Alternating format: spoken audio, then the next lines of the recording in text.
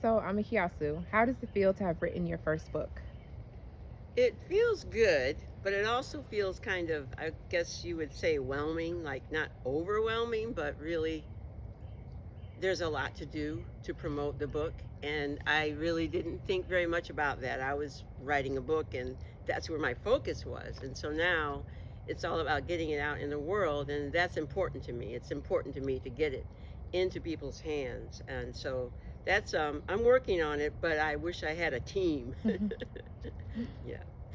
It seems that, in your opinion, the message of buried treasure is compelling. Would you say more about that? Yeah, when I wrote the book, as you probably know, I wrote it for my own healing and my own, trying to soothe my own heart. But after I spent quite a bit of time taking notes, I found that the notes that I was putting down were really like they were profound, I felt that they could help other people. And when I realized that, that's when I decided I'm gonna see if I can write a book. Hmm. Yeah. So I want other people to be assisted and lifted by what's in this book. Hmm.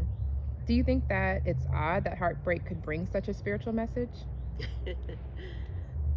I think personal trauma can um, cause transformation. Um, if you, wow, sometimes, it's not like a conscious effort to bring a message. It's more of a conscious effort to be all right. And in the process, I personally um, went to spiritual books, spiritual sources for my healing, for my, salvation, so to speak. And, I know through different books that I've read and different interviews that I've heard, other people have done similar things. Mm. So there's something about trauma, you kind of have to release everything associated with the trauma and get to the core of your person, the core of who you are. And I think that that's what my process was all about. It was, you have to get rid of the victim mentality. Oh, he did that to me, or oh, she did that to me. And you have to see that your own soul, your own spirit is just vibrant. It Mhm. always is. But we cover it, we bury it. And so the thing is to discard, throw away the things that are suppressing us and keeping us from revealing our own light, really.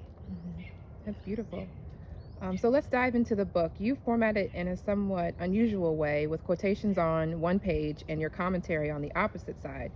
It can be read in a day or two for sure. Did you intend for it to be a quick read? Well, yes and no. Didn't really want it to be a quick read, but I wanted it to be easy to read so that people could take the book, open it to a page, and be inspired like in a minute, you know? Because each quotation takes like what, 5 seconds to read. And then when you read the commentary, that may take a little longer, but it doesn't take that much time because it's only one single page. Mhm. Um, and so, I was thinking about the world today and people and how much they read and don't read. Mhm. And I thought that the quotations that I was writing down were perfect, but then I wanted to say something about them and relate my life to them. And so that's the format. And I sometimes people now they'll say, "Oh, I read your book. Well, I'm going to finish reading it next week." I don't want anybody to finish reading my book.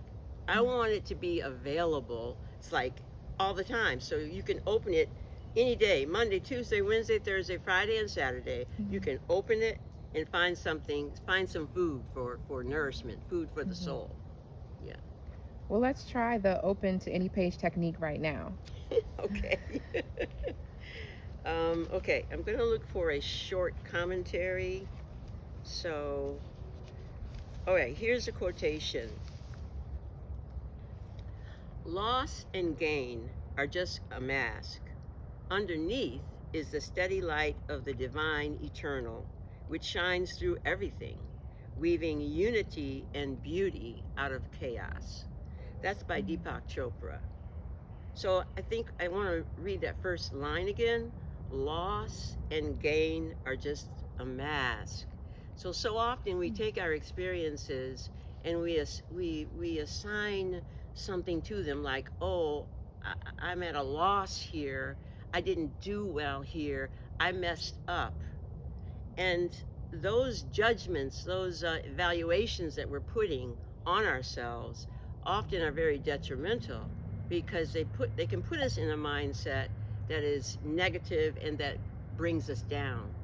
And what it says here is that underneath all of that, even when we think that we've done really well and we're, walking around proud of ourselves, that too is a mask, because the truth is the core, the truth is the spirit. And that is what is most important, although that's not what the message we get in society. So this is a word to kind of prompt someone to look deeply at that, because so many of us, we suffer when we, the children today who are on Instagram, there's a lot of self-inflicted pain that is happening as a result of children, young people comparing themselves with their peers, even adults, and so we have to be really clear about who we really are. That's that's the message of the book. Is like, who are we really, beyond these superficial or external things. Yeah.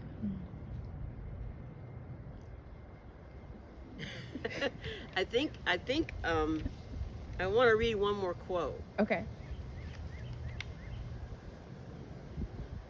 Let's see. So let's see. This one says, acknowledging the good that you already have in your life is the foundation for all abundance. Acknowledging the good that you already have in your life is the foundation for all abundance. So when we are in the frame of mind of, I don't have enough, or I don't have this and I don't have that, it is a challenge to attract abundance. It is a challenge to live a life that is full and complete and satisfying, because we are negating ourselves. So as long as we are not acknowledging our good, it's going to be a challenge to have abundance, because they contradict one another. So it's really important to, as they say, count your blessings. I mean, literally, count your blessings. Like every morning when you wake up, thank God for your heartbeat. Thank God for the breath that you're breathing. Thank God for the, 10 toes that you have on your feet. I mean, thank God for your body, which is just amazing. I mean, the heart and the lungs and the stomach and all these things going on, that alone is just a day of gratitude, a day of thanksgiving. So if we can do that, if we can focus enough to not be overwhelmed by what's quote unquote wrong or what we're not happy with, if we can do the abundance prayer, the gratitude prayer on an ongoing basis, we're likely to, and really have it be authentic, we're likely to attract goodness. I mean, it's just kind of like, that's what happens. Yeah. Thank you. Thank you.